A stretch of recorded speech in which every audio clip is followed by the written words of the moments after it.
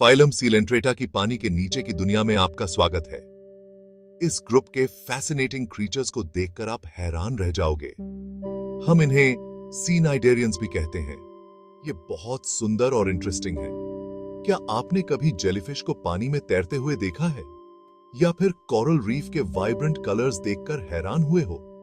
ये सुंदर जीव सिर्फ दिखने के लिए नहीं है, ये मरीन इकोसिस्टम्स में बहुत इंपॉर्टेंट रोल प्ले करते हैं।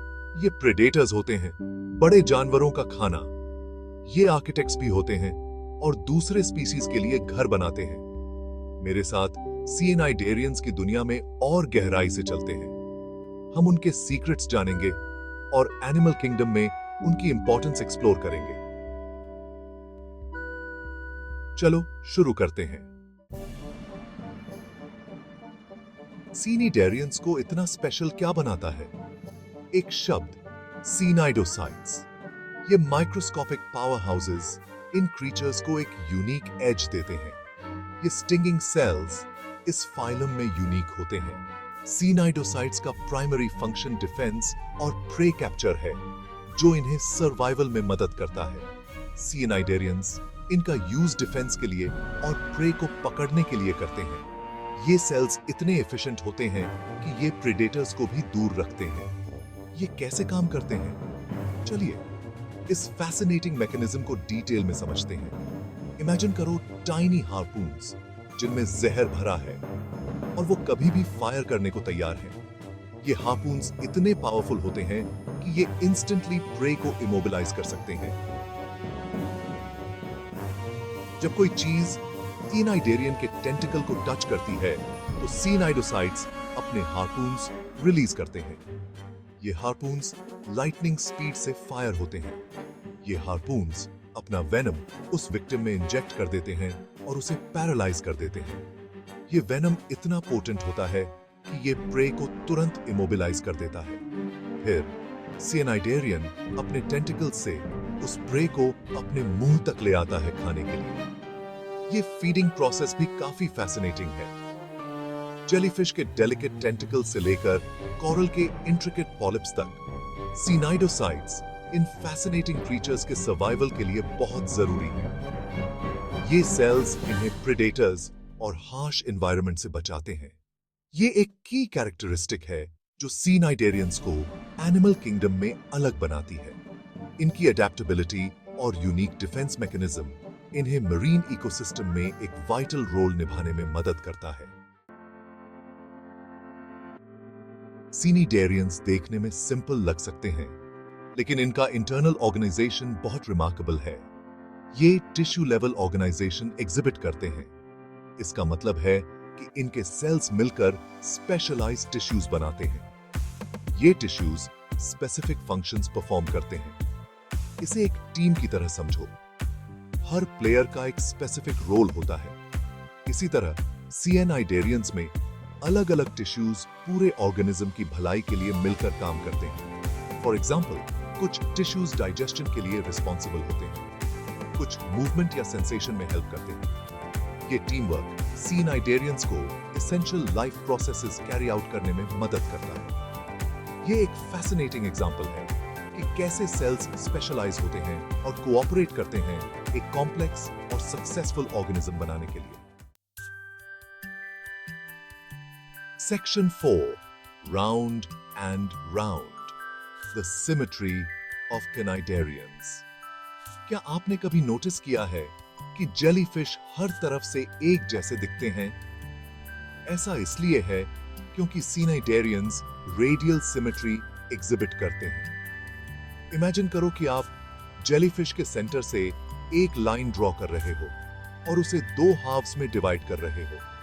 आप ऐसा कई बार कर सकते हो और हर हाफ दूसरे का मिरर इमेज होगा। ये रेडियल सिमेट्री उनके लाइफस्टाइल के हिसाब से परफेक्ट है। सीनाइडेरियंस अक्सर सेसाइल होते हैं, मतलब कि वो किसी सरफेस से अटैच्ड होते हैं या फिर करंट के साथ बहते रहते हैं। रेडियल सिमेट्री के साथ वो किसी भी डायरेक्शन से डेंजर को सेंस कर सकते हैं और फूड कैप्चर कर सकते हैं।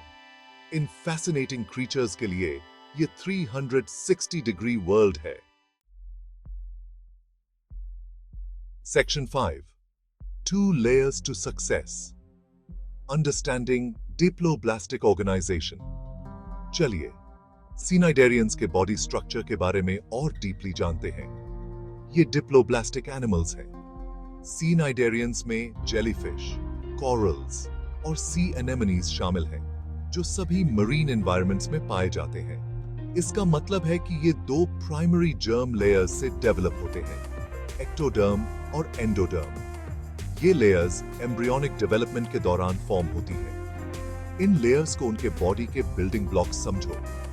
एक्टोडर्म और एंडोडर्म दोनों ही स्पेसिफिक फंक्शंस परफॉर्म करते हैं। एक्टोडर्म आउटर लेयर होती है। ये लेयर एनिमल के एक्सटर्नल सरफेस को कवर करती है। ये एपिडर्मिस बनाती है, जो एनिमल को प्रोटेक्ट करती है। एपिडर्मिस में सेंसरी सेल्स और स्टिंगिंग सेल्स भी होते हैं, जो डिफेंस और प्रे कैप्चर में मदद करते हैं। एंडोडर्म इनर लेयर होती है। ये लेयर इंटरनल स्ट्रक्चर्स को लाइन करती है। ये गैस्ट्रोडर्मिस बनाती है, जो डाइजेस्टिव कैविटी को लाइन करती है। गैस्ट्रोडर्मिस में डाइजेस्टिव एंजाइम्स होते हैं, जो फूड को ब्रेक डाउन करने में मदद करते हैं। इन दोनों लेयर्स के बीच में एक जेली लाइक सब्सटेंस होता है, जिसे मेसोग्लिया कहते हैं। मेसोग्लिया एक नॉन सेल्यूलर लेयर है। मेसोग्लिया सपोर्ट प्रोवाइड करती है और सीनाइडेरियन के शेप को मेंटेन करने में हेल्प करती है।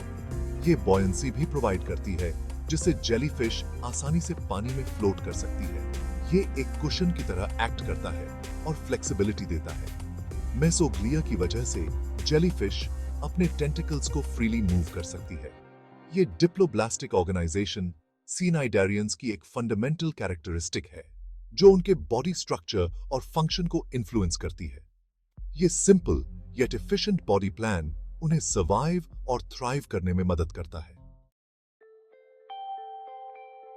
Section 6, Polyp or Medusa, the 2 lives of Cnidarians. Cnidarians transformation के मास्टर हैं और 2 मेन बॉडी फॉर्म्स एग्जिबिट करते हैं, पॉलिप और मेडुसा।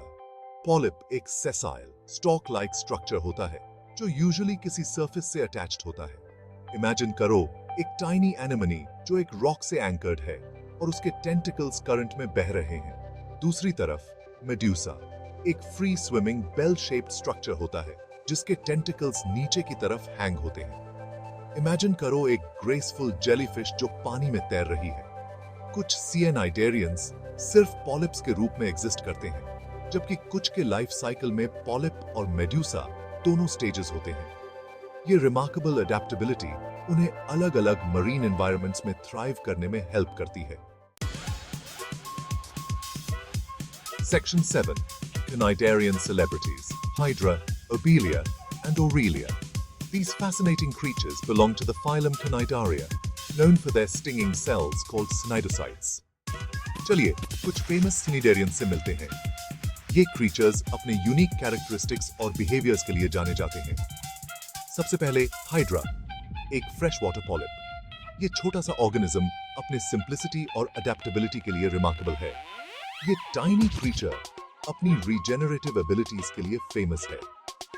हाइड्रा के पास एक एक्स्ट्रॉर्डिनरी एबिलिटी है, जिससे ये अपने डैमेज्ड पार्ट्स को रीजेनरेट कर सकता है। हाइड्रा को आधा काट दो और ये वापस 2 कंप्लीट इंडिविजुअल्स में ग्रो हो जाएगा।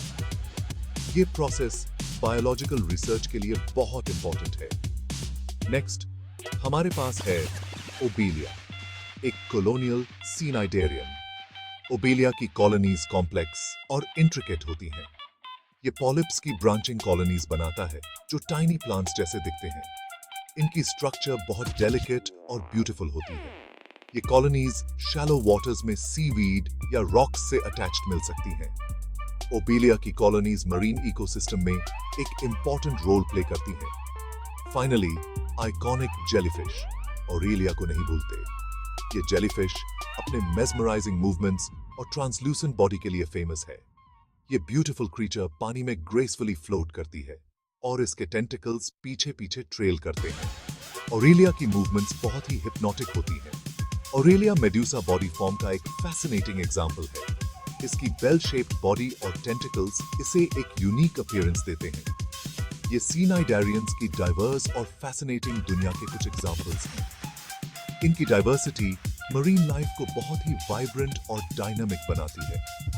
हर स्पीसीज के यूनिक एडेप्टेशंस होते हैं और वो अपने इकोसिस्टम में एक वाइटल रोल प्ले करते हैं। इनकी स्टडी से हमें नेचर की कॉम्प्लेक्सिटी और ब्यूटी को समझने में मदद मिलती है।